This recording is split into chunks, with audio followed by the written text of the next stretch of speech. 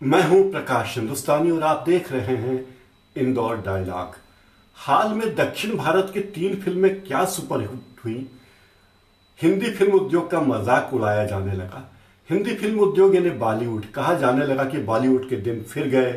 अब बॉलीवुड का दौर खत्म हो गया। साउथ वालों ने बॉलीवुड को टेक ओवर कर लिया। साउथ की फिल्में यानी तमिल, तेलुगु, मलयालम, कन्नड़ आदि भाषा की फिल्में और हिंदी फिल्म उद्योग यानी बॉलीवुड, बोलचाल की भाषा में यही कहा जाता है। यह भी कहा जाने लगा कि बॉलीवुड का महत्व जीरो हो गया है। उन लोगों को नवाजुद्दीन सिद्दीकी ने बहुत बढ़िया जवाब दिया। उन्होंने कहा कि अगर हिंदी का महत्व खत्म हो गया है तो दक्षिण भारतीय फिल्में हिंदी में डब करके क्यों रिलीज करते हो। कोई कुछ भी कहे, RRR जैसी फिल्म को भी अजय देवगन और आलिया भट्ट की जरूरत पड़ती है। KGF 2 को भी संजय दत्त और रवीना टंडन की आवश्यकता होती है। दक्षिण की सभी सुपरहिट फिल्मों के वितरकों की छानबीन की जाए, उन्हें कौन डिस्ट्रीब्यूट करता है, तो पता चलेगा कि ये वही लोग हैं जो बॉलीवुड के लिए काम करते हैं, बॉलीवुड की फिल्मों को डिस्ट्रीब्यूट करते हैं। हाल ही में 3 फिल्में सुपरहिट हुई हैं, पुष्पा, RRR और KGF 2। इनमें केवल RRR ही एक ऐसी फिल्म है जो तर्कपूर्ण है। पुष्पा और KGF 2 तो बॉलीवुड की किसी भी घटिया से घटिया कहानी से भी घटिया फिल्म है। बाहुबली भी एक तरह से कहानी के मामले में दिवालिया ही थी। बाहुबली और RRR में हिंदुत्व का छोंक मारा गया, हिंदुत्व की बात की गई, लोगों की भावनाएं भड़काने की कोशिश की गई, धर्म की बातें की गई और यह फार्मूला चल निकला। बाहुबली में भगवान शिव की भक्ति थी और RRR में सीता और राम, यानी धार्मिक भावनाओं को भड़काने की, उनको बनाने के जरिए फिल्म से पैसा कमाने की कोशिश की गई। हाल ही में KGF 2 को लेकर मीडिया में बहुत खबरें आ रही है। फिल्म की कहानी के बेतुकेपन पर कोई बात नहीं कर रहा है। फिल्म में दिखाया गया कि कैसे 15 लाख लोगों का सरगना माने जाने वाला हीरो भारत जैसे विशाल देश के लिए चुनौती बन गया। उससे निपटने के लिए भारत की प्रधानमंत्री को थल सेना, वायु सेना और नौसेना का सहारा लेना पड़ा। तीनों सेनाओं को झोंक दिया गया। इसके बाद भी हीरो को कुछ ऐसा दिखाया गया मानो वो हीरो नहीं हो, भगवान हो, साक्षात भगवान का रूप हो। डाउननुमा हीरो सीधा प्रधानमंत्री के सामने जाकर बैठ जाता है, 3 बटन खुले हुए हैं। एक लंपट डॉन के आगे महिला प्रधानमंत्री को हकलाते हुए दिखाया गया है, जो कभी संभव ही नहीं है। एक सीन में तो डॉननुमा आदमी बंदूक लेकर या AK-47 लेकर संसद में घुस जाता है अकेला। क्या ये सब संभव है?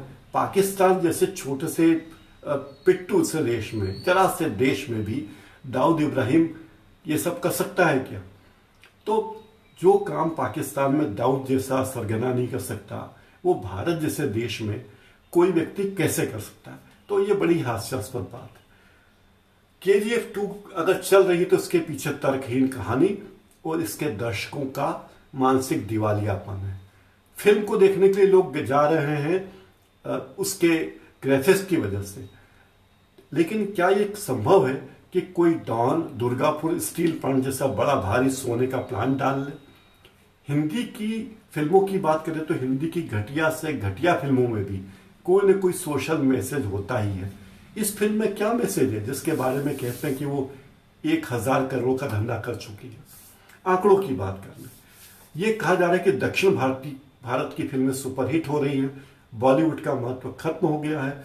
इस धारणा के पीछे बॉलीवुड के भी कुछ लोग हैं जो बॉलीवुड में रहकर ही बॉलीवुड को बदनाम कर रहे हैं।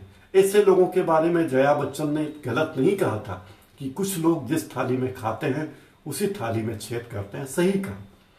बॉलीवुड के कई कलाकार हैं, देख लीजिए, जिनकी फिल्मों ने लगातार रिकॉर्ड बनाया। जय संतोषी मां से लेकर हाल ही में रिलीज हुई दंगल तक।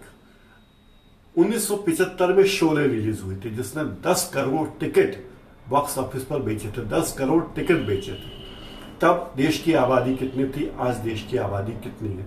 तब सिनेमा का टिकट 1-2 रुपए हुआ करता था, अब सिनेमा का टिकट 200 रुपए, 500 रुपए, 1000 रुपए तक होता है।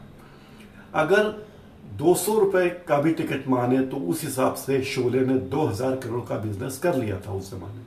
47 साल पहले भारत में सोने का दाम था 540 रुपए प्रति तोला। आज सोना है करीब 50,000 रुपए तोला। इस फिल्म ने 35 करोड़ का बिजनेस किया था। अंदाज लगा सकते हैं कि आज की तारीख में शोले का बिजनेस 3000 करोड़ से भी ज्यादा है। तो कहां से दक्षिण भारतीय फिल्म में एकाएक छा गई। अब 2001 में रिलीज हुई थी गदर। गदर एक प्रेम कथा। उसके डायरेक्टर अनिल शर्मा ने एक बार मुझसे एक इंटरव्यू में कहा था कि हमारी फिल्म के भी 10 करोड़ टिकट बिक चुके हैं।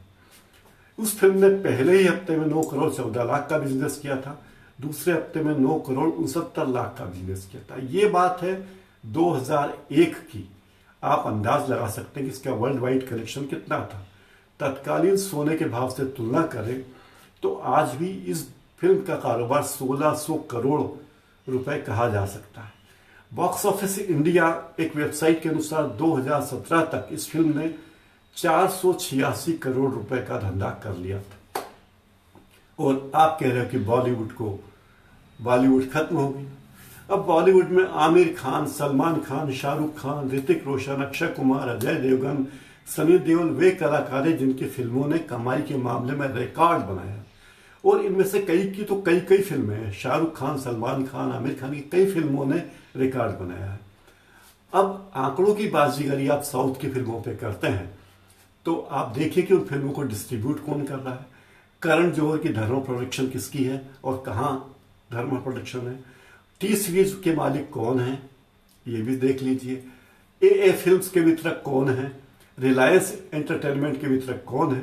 बॉलीवुड ने कभी भी साउथ की फिल्मों से कोई खतरा महसूस नहीं किया, न वो साउथ की फिल्मों से कोई खतरा महसूस करते हैं। हाँ, उन्होंने साउथ की फिल्मों को भी लगातार आगे बढ़ाने का काम किया है। जैसे वो बॉलीवुड की फिल्में या हिंदी फिल्मों को बढ़ाते हैं, उसी तरह साउथ की फिल्मों को भी बढ़ाने का काम किया।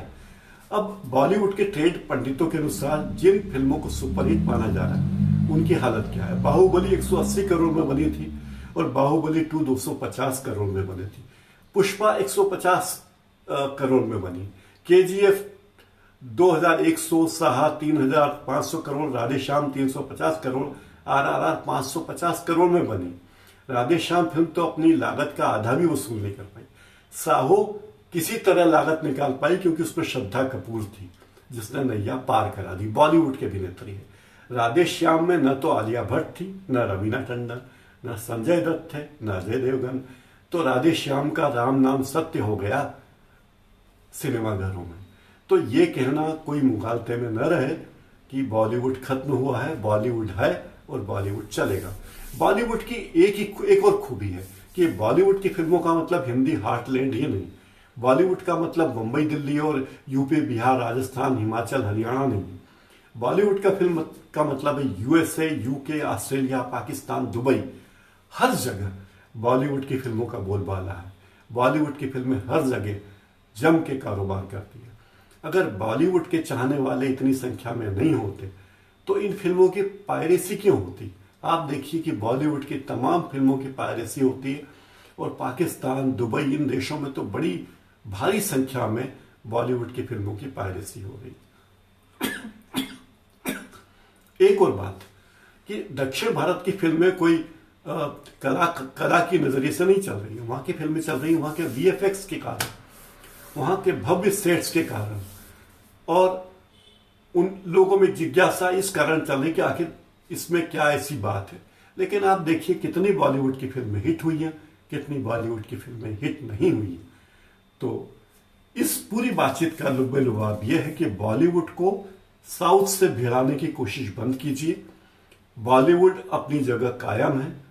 बॉलीवुड की सरपरस्ती में ही देश के दूसरे फिल्म उद्योग आगे बढ़ रहे हैं और बढ़ते रहेंगे। बॉलीवुड यानी हिंदी फिल्म उद्योग को कम आंकने की कोशिश मत कीजिए। शेर को बुखार आ जाए 3 दिन के लिए तो राजा नहीं रहता, ऐसा नहीं है।